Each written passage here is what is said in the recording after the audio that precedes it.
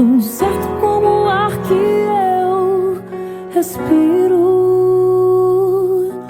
tão certo como a manhã que se levanta, tão certo como eu te falo e podes me ouvir. Jesus está aqui, aleluia, tão certo como o ar que eu respiro. Boa noite. Liberado, já descobrimos por que vale a pena viver. É uma alegria muito grande voltar a essa casa, visto que no sábado, no quarto sábado, eu já participo da Caravana do Amor, que é um projeto que começou em 2006 de assistência aos moradores de rua. E essa casa foi a minha parceira e agora eu virei parceiro da casa, vindo para cá auxiliar nesse trabalho. Mas isso faz parte. Quando ele se refere a pastorado, nós gostamos de dizer que eu era um pastor, não por vocação, mas um pastor administrativo de uma igreja evangélica que cuidava do trabalho com os índios missionários lá de Mato Grosso. Então, é um trabalho que nós fizemos ao longo do nosso tempo e hoje eu troquei de rebanho, continuo pastorando. E aqui é muito mais cômodo, porque na igreja, com certeza, nós tínhamos a nossa agenda semanal de visitar casas de membros da igreja toda semana para alinhar o percurso de cada um. Agora aqui não, aqui eu venho, faço palestra, cada um se vira, vai cuidar da sua vida, você vai cuidar de tudo aquilo que vai pontuar a sua caminhada, não tem que ficar alinhando, ajustando conduta, é o livre-arbítrio e a consciência espiritual e individual de cada um. Eu vou convidá-los a completar essa frase, mesmo que seja mentalmente. Vale a pena viver, pois... Alguém se arrisca? Quais são os valores que você colocaria aí, completando essa frase? Ninguém? Vou auxiliá-los. Normalmente nós colocamos, dentro de uma visão humana, existencial, aquilo que valorizamos como metas. Vale a pena viver porque eu acabei de trocar de carro. Vale a pena viver porque eu vou comprar uma moto esse ano. Vale a pena viver porque eu troquei de apartamento. Vale a pena viver porque eu passei no vestibular. Percebe-se que pontuamos valores humanos existenciais e nos esquecemos que o que deve valorizar a nossa vida são as propostas reencarnatórias. Quem tem a reencarnação como meta primária não tem a meta existencial, tem propósito. Propósito não é quantitativo, metas são. Então vale a pena viver, trabalhar para o Cristo e trazer algo diferente. Tempos atrás alguém numa palestra gritou lá do fundo: vale a pena viver porque eu acabei de me casar. Um casal maravilhoso, parabenizei. Que bom que a caminhada, o ajuste, seja bem harmonioso. Mas passaram-se 3 minutos, uma senhora falou: vale a pena viver porque eu acabei de me separar. Aí eu fiquei meio sem graça, porque o propósito era o mesmo, o assunto era o mesmo, valores diferentes. E aí eu lembrei de Nietzsche, um sábio pensador, que disse que não existe valores especiais aos fatos, existe um fato em si. Os valores são colocados de acordo com cada existência espiritual. Então, vamos continuar valorizando a nossa vida. Eu convidei uma pessoa que eu admiro muito, um espírito hoje, que teve uma experiência de vida pontuada pela sua dedicação a uma causa que ele abraçou, para ele completar essa frase para nós. Vale a pena viver, pois o Cristo vive em mim. Paulo de Tarso, numa carta que ele escreveu aos Gálatas. Vale a pena viver porque eu abdiquei da minha existência humana, de todo o meu conhecimento cultural, literário, pedagógico, para dedicar-me a esse ser que vive em mim e que pontua a minha caminhada. Quando que Paulo escreveu essa carta? ele escreveu na carta e ele tem esse texto: fui crucificado com Cristo. O que ele quis dizer com isso? Que ele internalizou todo o sofrimento, toda a dor, todo o martírio, tudo aquilo que o Cristo exemplificou na sua vida. Ele trouxe para dentro de si. Assim já não sou eu quem vive, mas o Cristo vive em mim. Abri mão de todo o seu conhecimento, porque ele era um juiz judaico. Ele fazia parte do Sinédrio, tinha todo o conhecimento das leis judaicas, mas ele abriu mão, pontuando-se no sacrifício. A vida que agora vivo no corpo, vivo pela fé no Filho de Deus, que se amou, que me amou e entregou a mim. E eu coloquei ali embaixo quando ele escreveu essa carta. Gálatas, entre 55 a 60 anos depois de Cristo. Paulo não conviveu com Jesus, não viveu a essência que Jesus trouxe no seu Evangelho, não experimentou os momentos especiais de ouvir de Jesus as suas mensagens renovadoras. Mas agora vamos voltar no tempo, no ano 35 a 37, quando Paulo ainda era Saulo. Se me perguntasse: Saulo, por que vale a pena viver? Ele diria: vale a pena viver porque eu recebi do Sinédrio uma carta me autorizando a ir a Damasco prender todos aqueles que se professam cristãos. Eliminaram uma seita cristã aonde um homem se anunciou como Messias esperado, e nós vamos exterminar todo esse que se diz cristão. O mesmo homem, a mesma motivação, mas sensações diferentes. Agora a vida de Cristo estava dentro dele.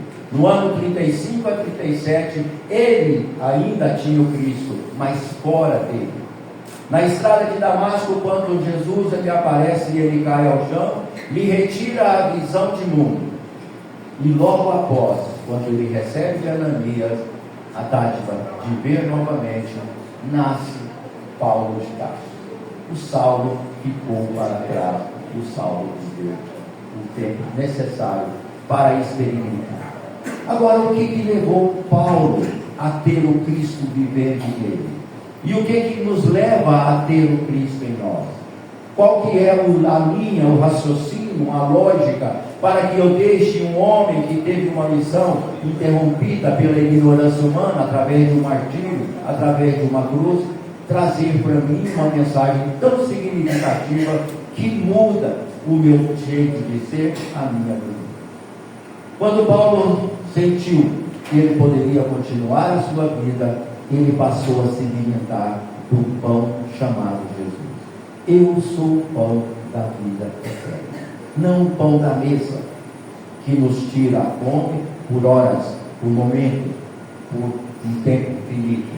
Eu sou o pão que alimenta o seu espírito em busca do seu reencontro consigo mesmo ao longo de toda a sua caminhada.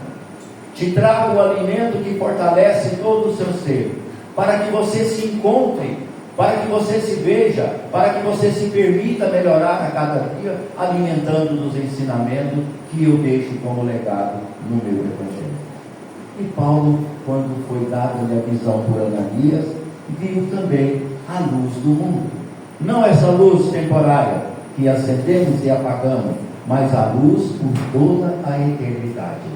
A luz que nos clareia as trevas que muitas vezes nos impossibilitam de termos a razão e a resistência naquilo que nós viemos fazer. A luz que dissipa as trevas da minha ignorância existencial, que me permite ser um ser fraternal, mesmo passando por dificuldade, que me permite dar graças a tudo aquilo que me acontece, mesmo que isso me cause dor. A luz que me mostra que a eternidade é algo que vem sempre ao encontro daqueles que procuram Jesus. Eu vivi uma experiência em Cuiabá, na prefeitura, na qual eu trabalhava na área de informática, muito intensa com essa questão de luz, e gosto de me referir a ela. Uma psicóloga, fazendo um trabalho de planejamento estratégico, que é algo que pontuou a minha vida por muito tempo, ela disse para um grupo de fiscais, e eu fazia parte desse grupo: olha, vocês vão adentrar uma sala agora grande, não tem uma fresta de luz, não tem uma claridade.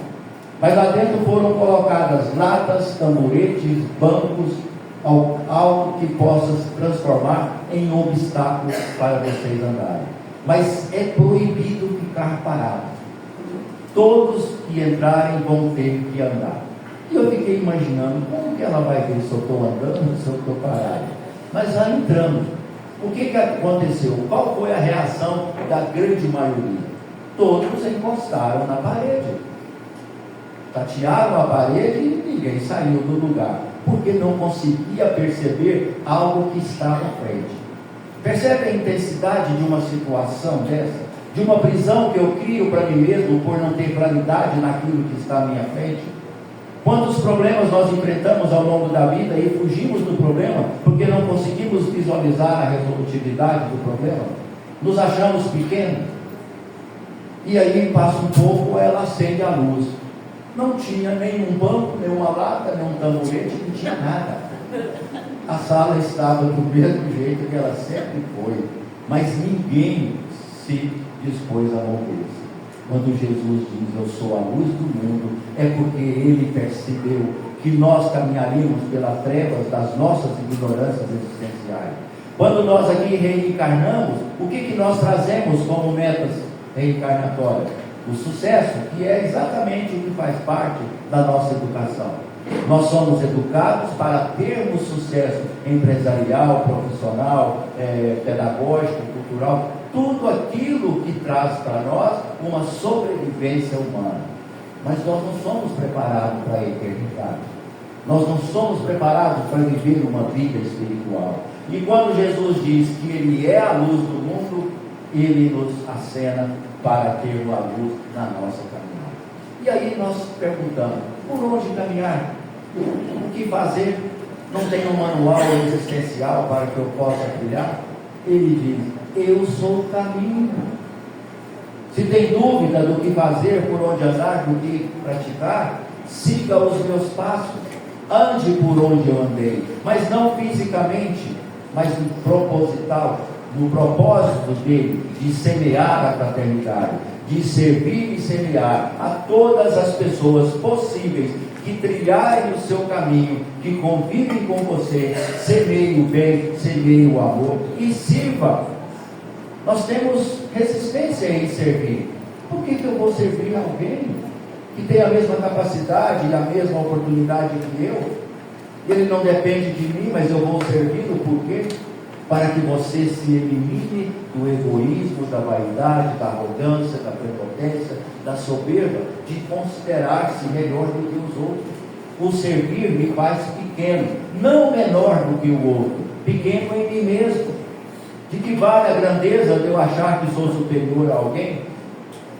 De que me vale isso? O que vai acrescentar na minha existência? E ele fala mais nesse versículo: eu sou o caminho, a verdade que te liberta e a vida que você veio para trilhar. E aí ele faz uma respiração e nos faz um alerta. Qual é o final desse versículo? Alguém lembra? Não?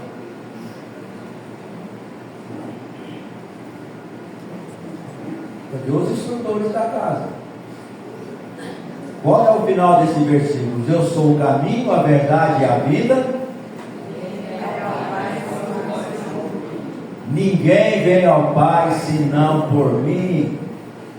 Ele coloca uma condição, ele nos faz um alerta. Não adianta caminhar sozinho, seguindo o caminho, perdido nos próprios caminhos, caindo nos buracos da sua vida.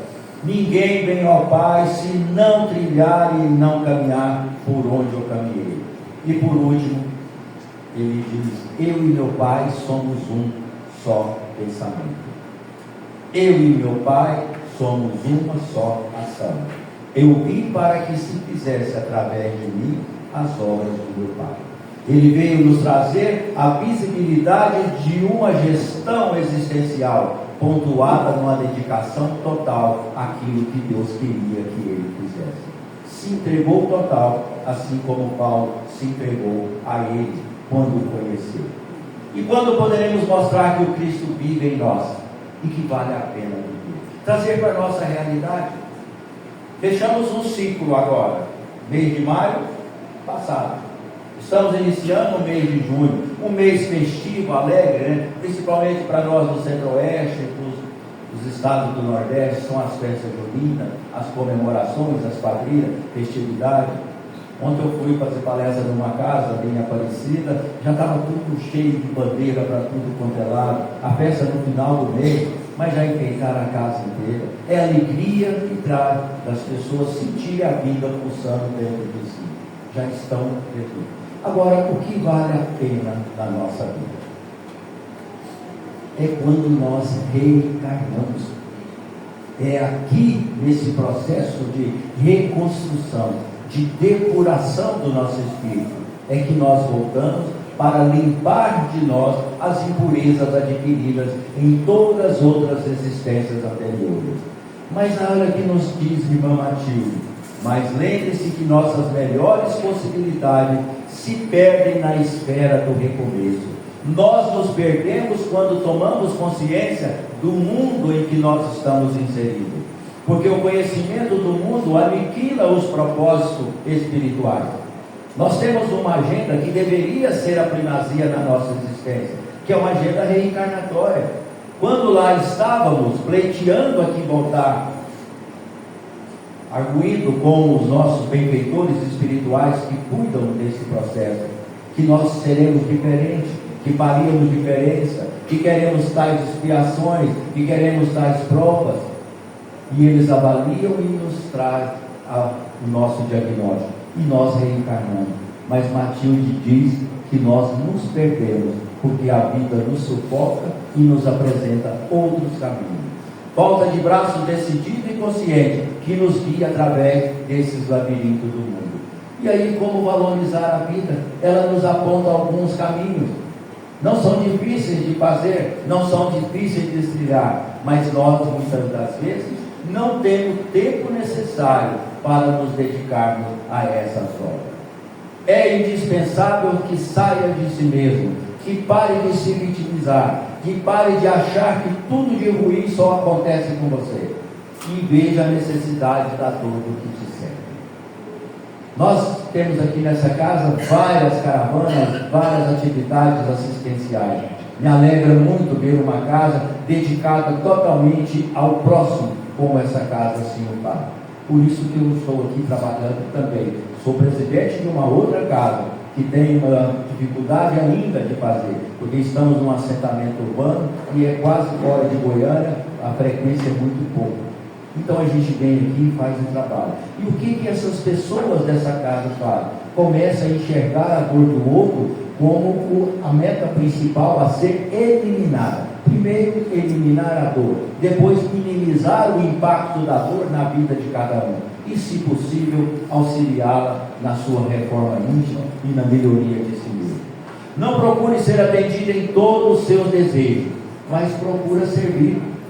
Quando eu começo a servir, os meus desejos perdem a importância. E nós, apesar de não concordarmos, a grande maioria, nós somos escravos dos nossos desejos. Se você fizer uma avaliação, você verá que quase que 60%, 70% dos gastos que fazemos com aquilo que nos sobra das nossas obrigações financeiras mensais é para atender o que nós desejamos, não o que nós necessitamos. Nós gastamos mais do que desejamos, e ele toma todo o nosso tempo, e às vezes complicam a nossa vida financeira, o nosso controle econômico, a nossa família, o nosso planejamento, porque o desejo é muito forte, o desejo é latente, e ele tem uma frase que é cruel, que é o que acaba com qualquer argumento externo: eu mereço, afinal eu trabalhei para isso. A gente não fala isso? Eu mereço. E quem está sofrendo longe, que não tem a possibilidade de escolher se pode ou se não pode, se está à mercê de que você se dispõe a ajudar, também não merece? Como priorizar o espírito e não apenas aquele que sofre por si mesmo? Ajuda antes de procurar ajuda. As pessoas perguntam: esse trabalho de rua que você faz, você não cansa disso não? É todo sábado? É todo sábado. Porque lá fora, o cenário lá fora não muda. Ele continua carente. E se não tiver pessoas do lado de cá dispostos a auxiliá-los, aqueles que padecem, que passam fome nas ruas, não tem como sobreviver. A dificuldade é muito grande. Então, não fique procurando auxílio. Comece a auxiliar, que a sua dor vai minimizar e vai diminuir. Ampara sem a intenção de ser amparado. Quantas vezes ouvimos de pessoas que querem fazer o trabalho e dizem: eu não estou preparado para fazer isso. Eu preciso primeiro me melhorar, fazer um tratamento espiritual, tirar alguns obsessores e aí eliminar o peso da minha existência, da minha caminhada. Aí eu vou começar a trabalhar. Carrega os obsessores. Se quer eliminar o obsessor da sua vida, vai para a cozinha fazer sopa. O obsessor não gosta de sopa de jeito nenhum.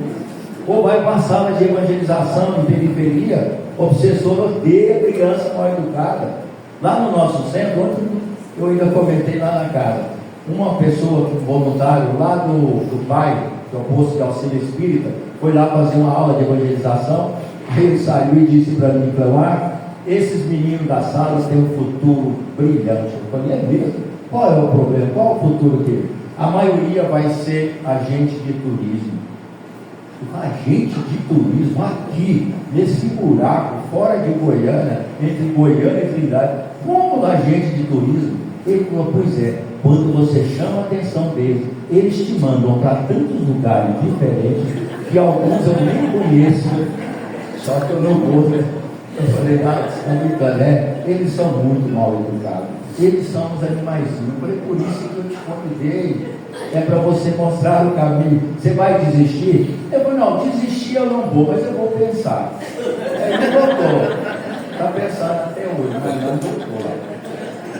Matilde nos lembra também sobre outra coisa.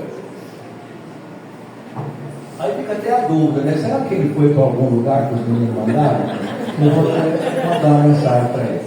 Religiosidade sim, religião não.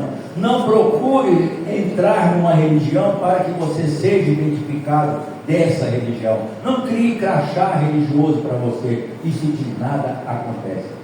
Religiosidade é o que você faz com a religião que você escolheu.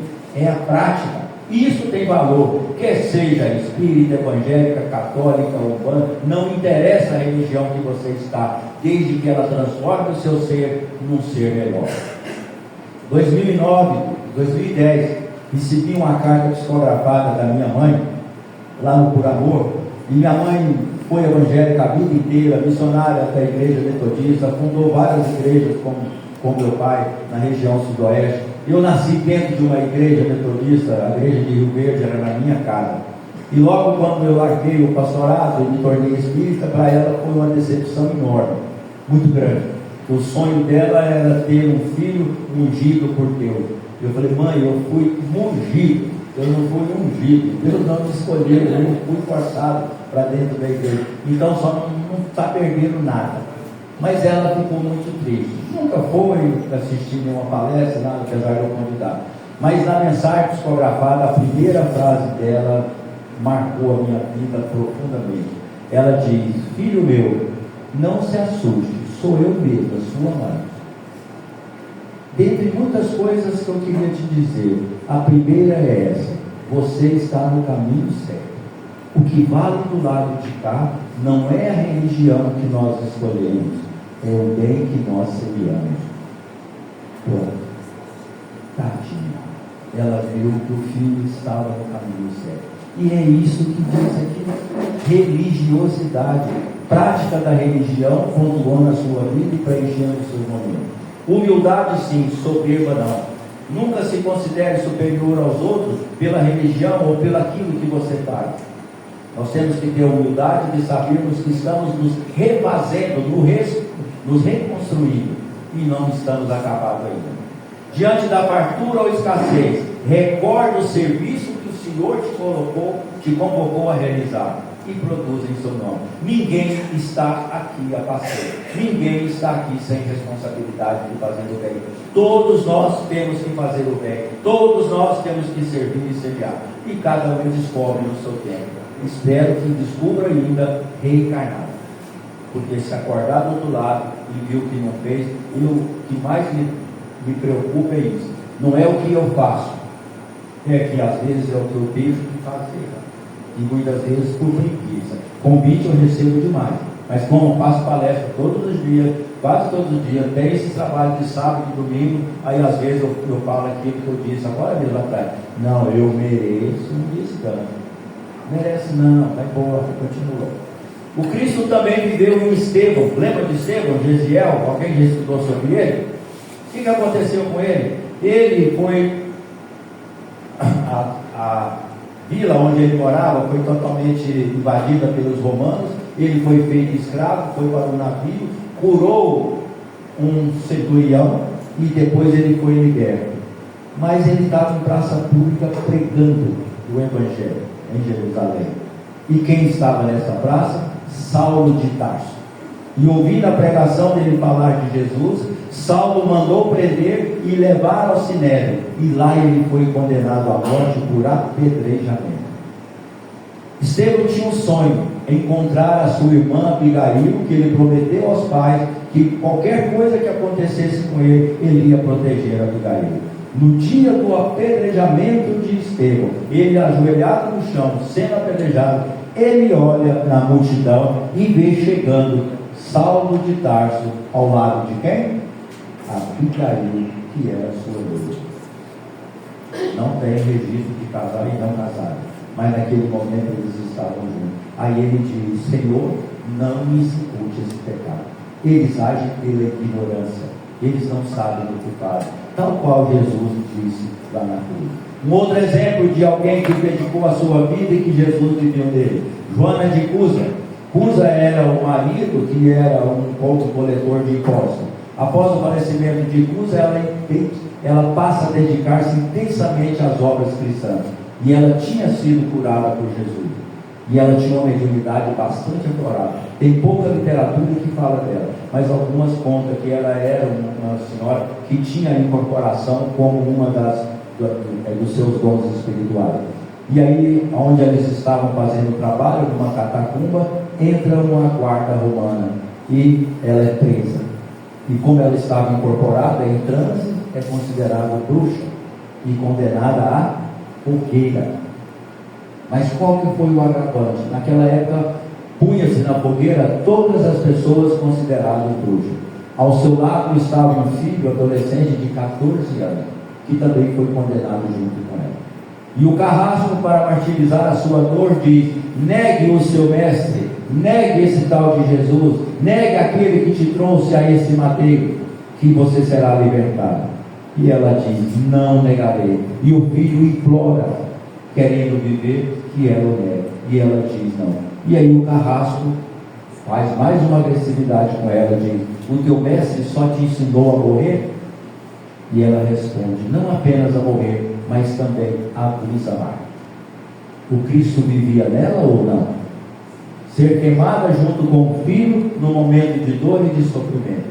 Por isso, agora remontando para os dias atuais, o Espiritismo alcança o seu período de maioridade, e nós estamos aqui nessa transição planetária, vivendo o ápice da doutrina espírita. Estamos nos cinemas, estamos nas televisões, estamos em tudo quanto é lugar.